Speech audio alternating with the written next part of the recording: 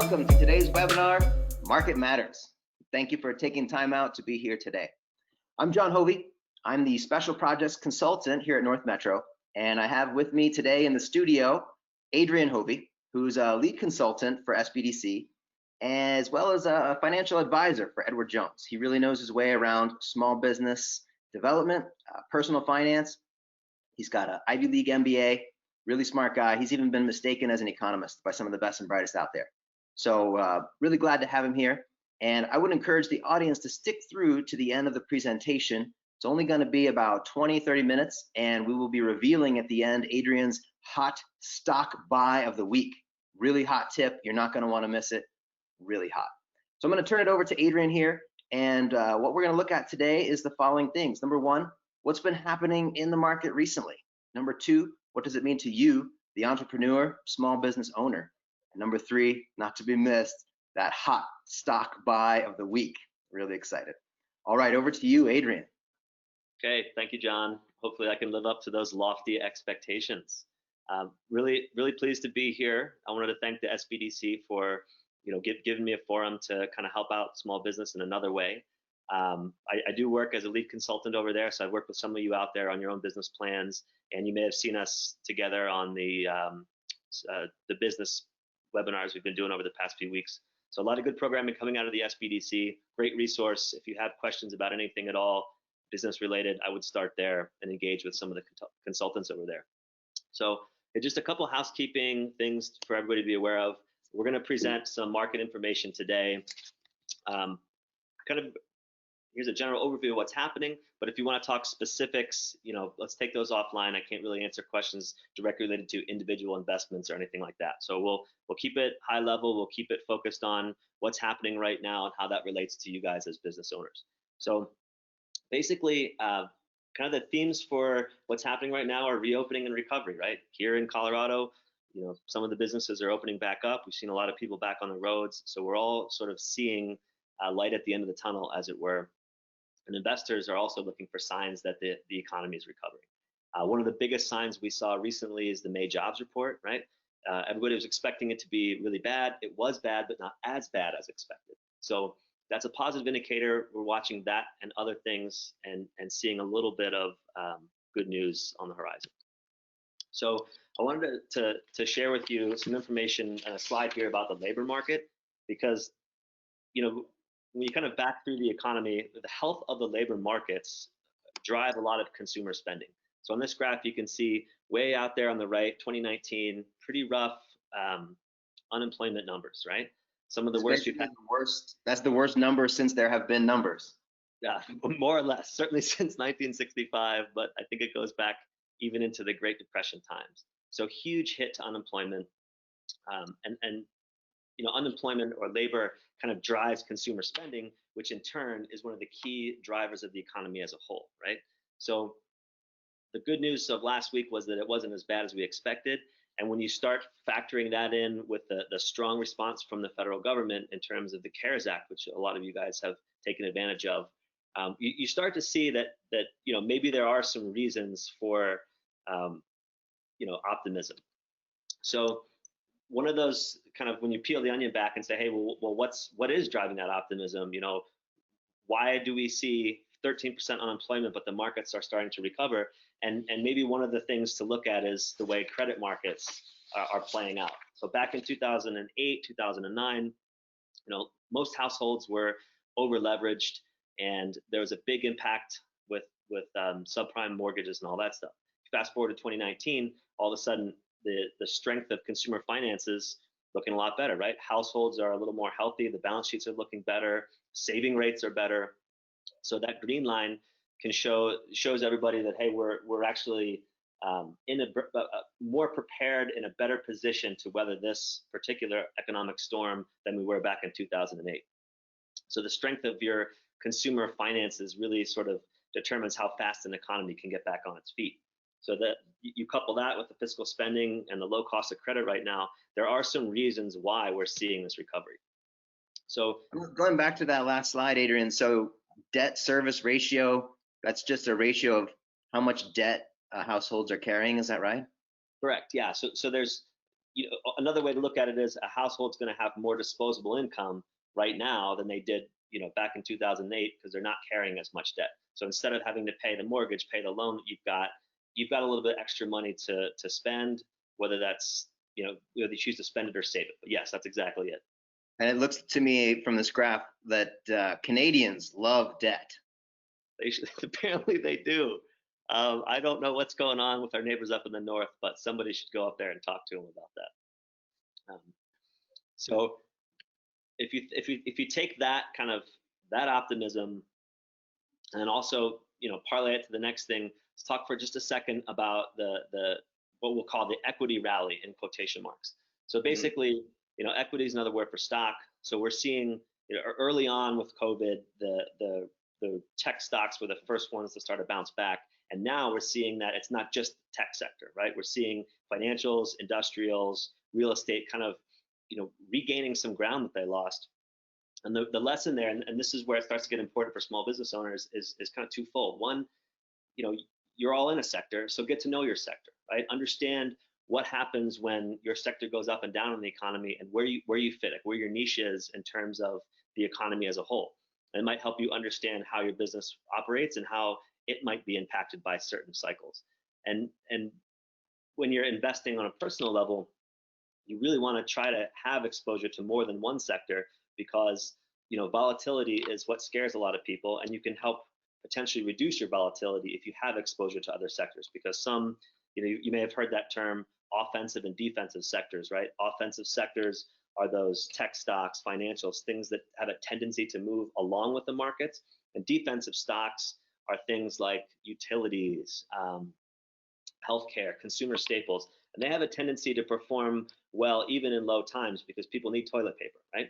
So just something I really want everybody to know, where they fit, and just kind of understand how cyclical and major events like this will affect not only their business but their sector as a whole. So, and this is just a little bit more of a deep dive in terms of how the sectors relate to volatility. We're not going to spend a lot of time on it, but basically, everybody worries about volatility, right? They see their portfolio or their business go up and down. The reality is you can't really predict what sectors are going to do well. And all this chart is showing you is that every color is a sector, and at the top is the top performing sector, at the bottom is the bottom performing sector, and there's just colors all over this thing. So there's no way to know from one year to the next what sector is going to be the best. So the idea is that, hey, maybe if you spread out your investing portfolio across a few different sectors, you're going to be a little bit more in balance, and perhaps you'll be able to weather that volatility a little better. I'm hoping that there's a small chocolate behind each one of those squares. Yeah, some kind of advent calendar where you can peel it back and get a little surprise. Would be nice. I like the chocolate idea. I'll talk to the folks at home office. You should do that. So why does this matter, right? Why do we care? I think it is kind of the obvious thing, but just an important reminder: create an emergency fund. That's the best advice, the best first step any investor, any business owner can take. Right? Do you have the cash to make it a week? Do you have the cash to make it a month? Where is your comfort level with how much cash you have on hand to be able to fund your business in a time of crisis? And I think we've all been really reminded of that right now, both personally and from a business standpoint. But I can't stress enough, now is the time to think hard about what you need to have in an emergency fund. And then think about insurance options, right? Like insurance is, another way of saying protection. So how do you protect your family and your business? Insurance is a possible way to help add additional streams of income, add ways to protect your business, right? You want to make sure that if you lose a key employee or if something happens to you, there's a business continuity plan in place. And that's kind of on the personal level, you'd be planning your estate and planning the transition of, your own wealth to your family members, but it also applies to your business. Like, how are you going to plan your business? What do you expect to happen in 5 years, 10 years, 25 years? And what plans do you have in place to make sure that you're transitioning, not only the actual assets of the business, but the ability to run it, if that's your desire. So I think now's the time to be thinking about these things. How do I stay protected? How do I set aside some emergency cash? And what are my long-term plans for my business? All great things to do. And the COVID times are a great reminder that we need to do that. So that's pretty much all I had to present. So I'd love to turn it over to the audience for questions. John, what do we? If you don't mind, Adrian, let me introduce. I don't want to go to the questions just yet. I wanted to share something that I read in the financial headlines this week. Oh my. In the financial headlines, I'm an avid reader, and this sounded important, and I just couldn't make heads or tails of it. Maybe if I read to you for a second, could you tell me what this means?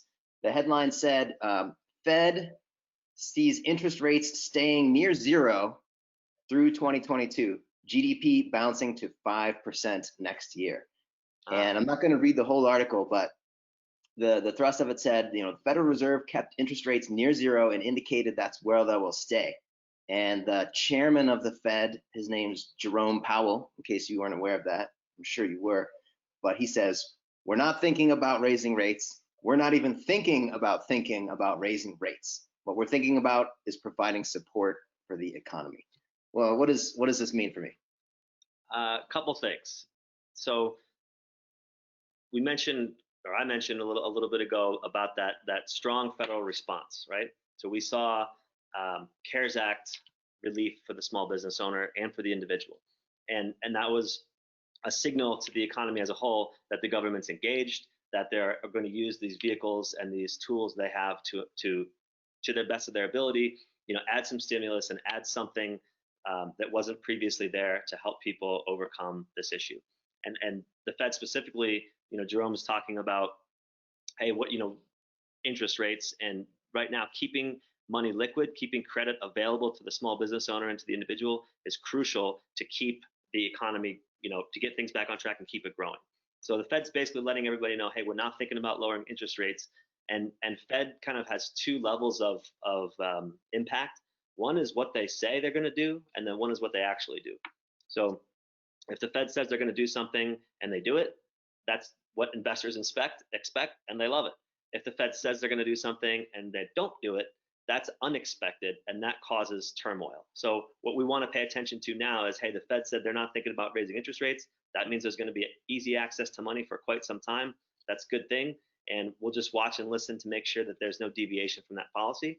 And then you mentioned something about GDP. I think that they're predicting maybe a 5% growth next year. So I think that's, again, that optimism we're all looking for, right? We want to know, hey, what's going to happen? We know it's going to be a rough year. Everybody gets that. But now we're thinking, hey, consumers were actually in a pretty good position going into it, right? That their debt to equity ratios were low. They're ready to start spending again. So the Fed's expecting to see that pick up next year. That's what that's all about. Wow, that's great. That's some good news. It is good news. Yeah. Well, I appreciate you demystifying that for me. Obviously, I have a lot of studying to do if I want to ever be able to wrap my head around these things. But that's really great. So before we wrap up this edition of Market Matters, let's check in with our audience and see if we do have any questions from the good people of Colorado here. And I'm seeing one question in our panel. All right, what have we got? The question comes from someone named Angela, and we'll remain anonymous here, first names only. But Angela asks, as a small business owner, should I pay attention to the stock market or general economic numbers like unemployment, or both? Good question, Angela. And part of me wants to say, absolutely, it's the most important thing that you should do, and that would probably be inaccurate. So I would say, if it's interesting to you, pay attention to it. I recommend understanding where your business fits in the economy as a whole, and really getting to know that sector well, and getting to know that aspect of the markets well. It'll help you understand your competition. It might help you with that long-term planning of your business. Like, those things are pretty important. And if you're interested in the stock market, it is a tie to the economy, which is then a kind of a tie to how you can expect things for your business. But what I'd really recommend is establishing some goals and shifting your focus into a long-term planning, right? Like, there just isn't a way to really predict how the markets are going to go. And it makes a lot more sense to establish long-term goals for your business specifically, and try to understand, hey, how do I meet those goals? what is it that the economy is doing? What is it that the markets are doing? How is that relevant to my specific goals, right? Because if you're uncoupled from that, you're uncoupled from that, and it's not an issue for you. You know, if you're a nonprofit and your mission is serving, you know, people locally, that's going to be a little bit more impactful that you pay attention to what's happening on that local level as opposed to the markets as a whole. So just, it's mainly information. I think it's most important for small business owners to just be strategic and think about goals and the long-term, you know, plan that they have for their business. Very good. Very good. Let's check that question panel. We have another question from Karen. Karen asks, how will the presidential election have an impact on the economy? Do you care to weigh in on that one, Adrian? Election cycles typically do. Again, they're unpredictable. I would hesitate to make any sort of prediction that there's going to be a reaction one way or the other.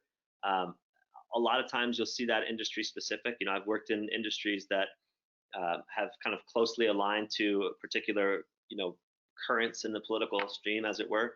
So I think, again, it's going to vary business to business, but largely, since it happens every 4 years, I think businesses, again, should be focused more on the long-term plans and the long-term aspects of their business, as opposed to just worrying about, hey, you know, what's going to happen with the election, because you can't control it. And I've said this on some of the other webinars we've had. You need to focus as a business owner on the things that you can control, not the things you can't control, right? Stuff's going to happen. It's going to happen out there, we know, right? There's no way to stop it. Something will happen. There will be an election. Right, there will be an election. So you focus on what you can control, right? Which is your plan, your activity, and your specific actions, right? The things you can make an impact on. And that's what I'd encourage each and every one of you to do, is focus specifically on those. Because if you're doing the best job you can there, you'll be protected on some level from the happenings outside. And that, sorry, one more plug for the SBDC. That's a great thing that we can help you guys do at the SBDC, which is, hey, we can help you figure out which actions to focus on, right? That's from business planning, that's from our marketing folks, that's from our CPA folks. All that stuff is the things that you can control, right? Laying good plans, educating yourself, that sort of thing. So great opportunity to engage directly with the SBDC on that. Good question. Yep, and a reminder, make sure you vote. Hey, we have one more question that just came in. Right. This question also comes from Karen. Okay. It says, speaking of long-term, Adrian, with all this federal stimuli out there, how does this impact taxes? Probably they're going to increase. Can we count on that? What's the tax outlook? I don't know. I'm not a tax professional. If it helps you feel any better, nobody really knows. But I think it might be wise, if you are forward-looking, to assume that there would be a tax impact, right? And right now, again, we're kind of back to that original, like, focus on the things you can control. So we don't know what that's going to be, but if we assume in our long-term planning that the tax burden will be as it is today, or potentially higher, then that's a plan. That's something you can plan for, and something you can build, processes and structures in your business to overcome. And if it doesn't happen, awesome. It just means you're better off than you were before, right? But the idea is that, again, it goes back to a strategy. What do you feel comfortable planning with? Do you feel comfortable that the taxes are going to remain the same or decrease? Then plan for that. If you feel like they're going to increase, plan for that. But don't not have a plan for something, right? And challenge your plan every year, revisit it, stress test it. But the idea is that have it and know that you're prepared. And if you can revisit it, when things change, or have a financial planner like me and a CPA along for the ride, that'll help you just weather these storms better and be ready for whatever's coming. Fantastic. All right, well, we're just about out of time, but oh, that horn means that it's time for Adrian's hot stock buy of the week. Everybody, get your checkbooks out. Let's go ahead, get your dancing shoes on, fuel up the chopper, and get ready. You're not going to want to miss this. Adrian, lay it on us. We want to get ahead of this trend. I've got my eyes on a new jet ski this week. What is the hot stock buy that's going to put me in the driver's seat and get me out there? As I have said till I'm blue in the face, there is no hot stock buy, John. Come on, don't let me down. No, I'm letting you down. It does not exist. That's not sound advice, and it is not sound planning. I don't know if you missed the entire earlier part of our presentation, but the idea is that there isn't one, it's not predictable. It would be irresponsible to suggest that that is the case. I think what I tell everybody is to think about a strategy, think long-term, stay high quality, and it will steer you correct. So no hot stock buy, not coming your way. Sorry for that, everybody. There just isn't one. All right. Well, I guess what this tells me is that we've got some work to do on the show, but this also, once again, highlights the value of a consultant, keeping folks like me on the straight and narrow path. And so thank you for your wisdom and advice there. And folks, we're going to leave it with this today. So remember, the North Metro SBDC is here for you. We offer free business consulting. You can sign up for that on our website, northmetrosbdc.com, and you can book a consulting appointment with Adrian or any of our consultants. We have experts in the fields of legal, accounting, startups, small manufacturing, on and on. It's an amazing resource, and so I really encourage you to check us out. Adrian, how should people best reach you if they need some financial advice? Yep, you can always reach me at adrian.hovey@edwardjones.com. If you have any questions about specific things we talked about today, that's the best way to get a hold of me. Or you can go on the North Metro site and book an hour if you have some entrepreneurship or business planning related stuff. And just also want to say thank you very much to the North Metro SBDC. It's a great organization. I've really loved working with them. Can't say enough good things about what they're doing for the local business community. So keep it up, you guys. You're doing awesome. Hey, thanks a lot. And once again, I'm John Hovey, Special Project Consultant for North Metro SBDC, here with Adrian Hovey. And we'll see you next week on Market Matters. Thank you for your time, folks. Thanks, everybody.